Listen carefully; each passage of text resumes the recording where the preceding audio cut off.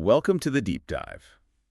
Today we are cracking open the blueprints of American governance, the United States Constitution. And this document, it wasn't just born out of some universal agreement. It was really forged in an intense, summer-long political battle. A battle that truly determined the fate of the brand new nation. It really did. Our mission today is pretty straightforward, but it's also, deep. We want to understand the high-stakes drama. We need to know why that first attempt at government, the Articles of Confederation, failed so spectacularly. Exactly, and grasp the near-fatal compromises that brought this new system into being. And hopefully you'll walk away understanding the core principles that still define American power. So let's set the scene. It's Philadelphia, 1787. Independence Hall is sweltering. The windows are nailed shut for secrecy, and you have these 55 delegates who know they are on the clock. And the country, it's fresh off a victory against the British, but it was failing. The central government they had was just, well, it wasn't strong enough. Not strong enough to command respect at home, let alone abroad. That's the fundamental truth you really have to internalize here. The U.S. almost collapsed right after winning independence. Which is just incredible to think about. It is. The architects of the Articles had this extreme, almost pathological fear of centralized power. I mean, they got that directly from their experience with the British monarchy. So they went in the complete opposite direction. They did. They created a national government with almost no power at all. And this intentional weakness was crippling. So what was the biggest flaw, the absolute deal breaker? Well, it really came down to money. First and foremost. No power to tax. Exactly. The government was completely dependent on voluntary contributions from the states. And I can't imagine that went over well. It didn't. They rarely arrived, which left the entire country, basically broke, unable to pay debts or even maintain an army. And without money, you can't build anything, you can't secure your borders. But the weakness went beyond just finances, didn't it? Oh, absolutely. Let's say Congress managed to pass a law, which is hard enough. Who was supposed to enforce it? Nobody. There was no executive branch, no president, no cabinet, just a legislative body. And what if two states had a fight, say New York and New Jersey, over trade? They were out of luck. There was no national court system, no judicial branch to act as a neutral referee. So these disputes over land or debts, they just festered. So if the Articles were so obviously broken, why not just, amend them? Because they were designed for permanent gridlock. Passing a simple law required 9 out of the 13 states to agree. 9 out of 13, that's a high bar. Very high bar. And to actually amend the Articles themselves, you needed unanimous consent. All 13. Impossible. Essentially impossible. It guaranteed the failures would just continue until someone took a much more radical step. So the convention gathers. The official story is they're just there to revise the Articles. Right. But they pretty quickly decide to scrap them entirely, and that's where the political drama just explodes. Because the second they decide to build a new government, they split. They split over the most basic question. How do you define the people? And that first conflict was the one that almost sent everyone home. Representation in Congress. This pitted the big states against the small states. Exactly. The large states, like Virginia, they pushed what was called the Virginia Plan. Simple idea, representation based on population. The more people you have, the more votes you get. Which makes sense, but if you're a small state... If you're a small state, you're terrified. So they rallied around the New Jersey Plan, which demanded equal representation for every single state, no matter its size. They were afraid of being permanently silenced. This was really a debate over sovereignty, wasn't it? Are we a union of people or a union of states? That's the core of it. And the solution, the moment that really saved the Union, was the Great Compromise. They created a bicameral legislature, 2 houses. Right. The House of Representatives would be based on population, which made the large states happy. And the Senate would grant equal representation, 2 senators per state, which made the small states happy. And that decision, that dual sovereignty, still defines American government today. But the compromises, they were just getting started. Right. Now they had to confront the most divisive issue of all, slavery. And how it relates to political power and to trade. And this is where we see some of the most intense, frankly, moral compromises just to get this thing ratified. The Southern delegates demanded that enslaved persons be counted toward their population for representation. Which would boost their power in the House of Representatives significantly. Immensely. And the Northern delegates, who mostly opposed this, they relented. but they got concessions on trade in return. And the result was the infamous Three-Fifths Compromise. 3 out of every 5 enslaved persons would be counted for both representation and for taxation. And the long-term consequence of this bargain was, well, it was huge. It gave the South this structural power, letting them punch way above their weight in Congress for decades. It fundamentally warped the political union from the very beginning. It did. And tied right into this was another deal, the Commerce and Slave Trade Compromise. The federal government got the power to regulate trade, which the nationalists desperately wanted.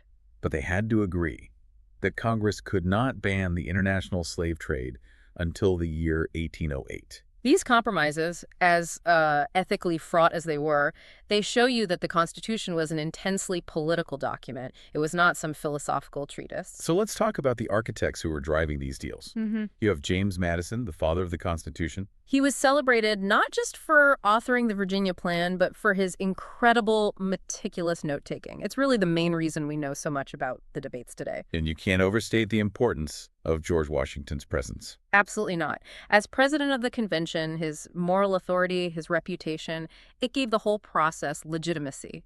Because what they were doing was, technically treasonous. They were way outside their mandate. And then you had Benjamin Franklin, the elder statesman.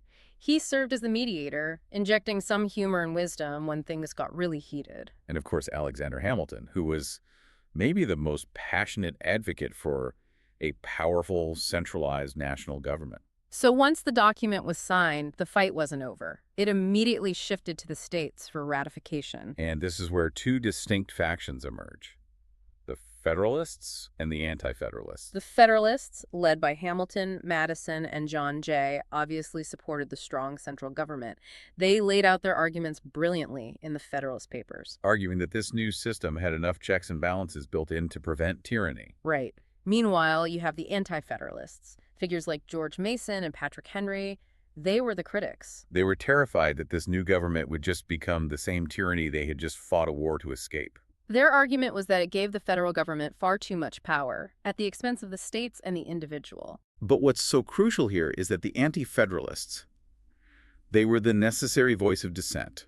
They refused to ratify this Constitution without a clear, written guarantee of individual rights. And George Mason in particular was so persistent. His demands are the direct reason we got the promise and then the creation of the Bill of Rights. Okay, so if the Constitution is the operating manual, what are its foundational principles?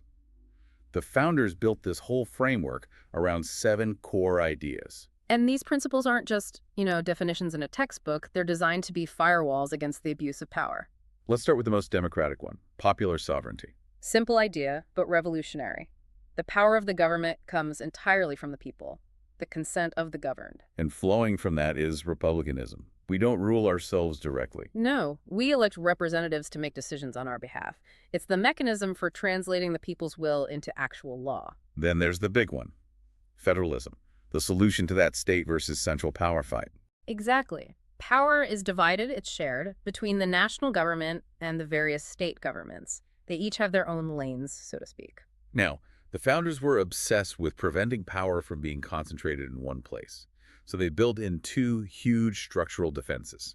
The first is separation of powers. Right. Dividing the government's authority among 3 distinct competing branches: the legislative, the executive, and the judicial.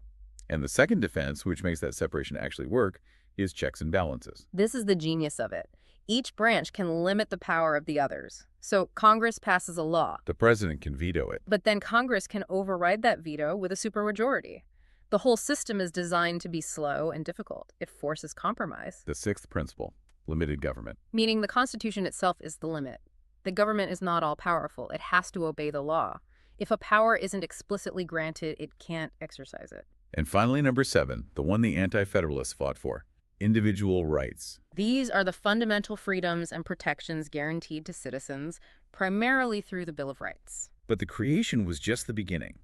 The Constitution needed to be interpreted, and its real power was defined very early on by the Supreme Court. And this is where it really transformed into what people call a living document. The biggest turning point was in 1803 with a case called Marbury v. Madison. This case established a power that isn't even written into the Constitution: judicial review. Right. So what does that mean for you, the average citizen? It means the Supreme Court has the power to strike down a law, even one passed by Congress and signed by the president, if they believe it violates the Constitution. This single concept instantly elevated the judicial branch to be the final arbiter of constitutional law.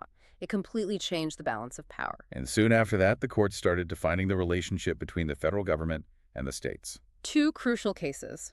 First, McCulloch v. Maryland in 1819.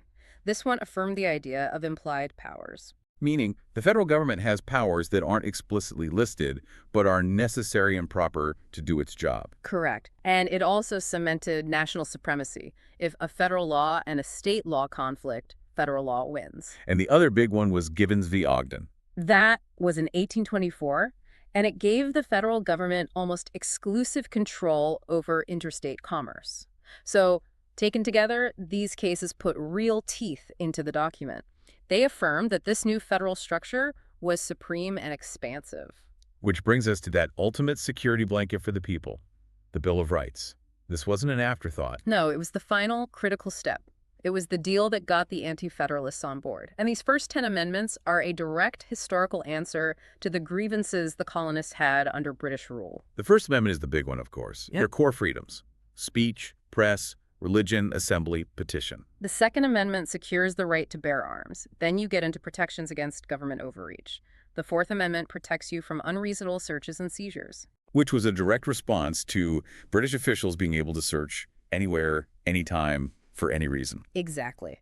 And the Fifth Amendment is a powerhouse. It guarantees due process, protects against double jeopardy, and gives you the right to remain silent so you don't have to incriminate yourself. And the others are just as vital and just as rooted in history. The third prevents the quartering of soldiers in private homes. The Sixth, Seventh, and Eighth Amendments all cover your rights in a trial. A speedy, public trial, right to a lawyer, and no cruel and unusual punishment. Finally, the last two are really meant to keep the system decentralized. Right. The Ninth Amendment basically says that just because a right isn't listed here doesn't mean you don't have it. And the 10th Amendment reserves all powers not given to the federal government to the states or to the people. So the Constitution we have today, it's the product of intense compromise, a deep fear of centralized power, and the realization that good governance requires constant negotiation. It created a government that was strong, but also intentionally, fundamentally limited. And you see the spirit of it in people like George Washington, who stepped down after 2 terms. That established this powerful precedent of civic virtue, that leaders are servants, not kings.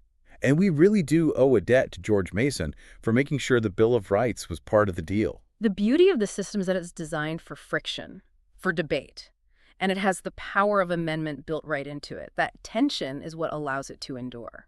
That's the core takeaway. They built a system that's supposed to be difficult. It forces everyone to the table. So given all this, the compromises, the evolution of law through cases like Marbury v. Madison, which one of the 7 principles do you think is most challenged or most essential today? Popular sovereignty, federalism, or maybe checks and balances, something to mull over as you reflect on the history we've just explored?